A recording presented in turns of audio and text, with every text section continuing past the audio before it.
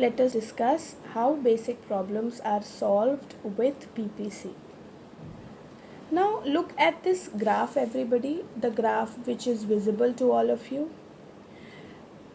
It has good x on x-axis and good y on y-axis. Now you have to properly label the graph, children, every time you are using graph to represent anything, right? So assume that initially you are at PPC, this PPC, all right?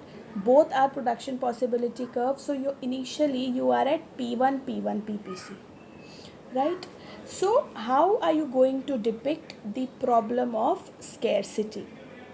So it can be depicted with point A, all right, and point C. If the country wants to produce at point C, can it produce? No.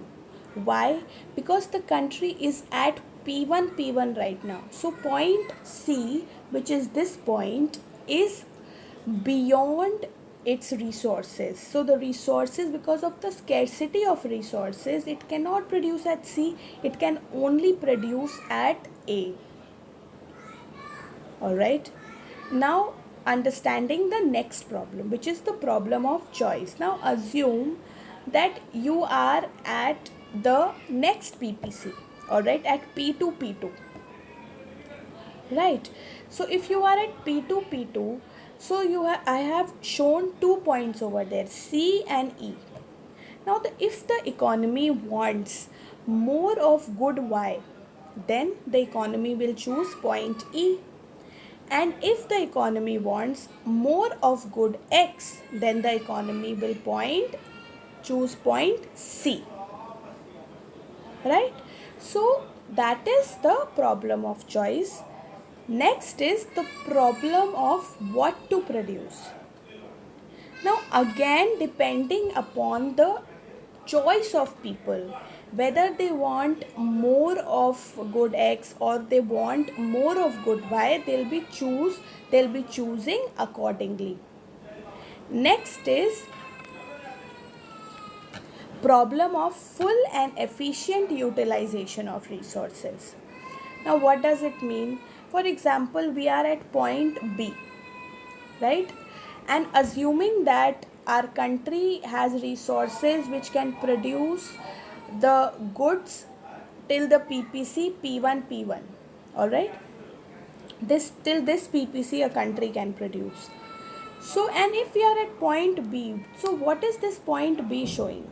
Point B is actually showing underutilization of resources, that the resources are not fully utilized and they are not efficiently utilized, right? So point B shows underutilization of resources, and it also shows inefficient utilization of resources, right?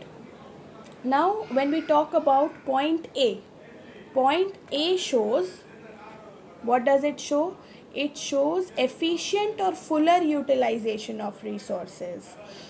Now when we talk about point B again, then point B is an attainable point, but it is not a desirable point because there is a scope of improvement. We can always produce at point A or at any point on P1, right?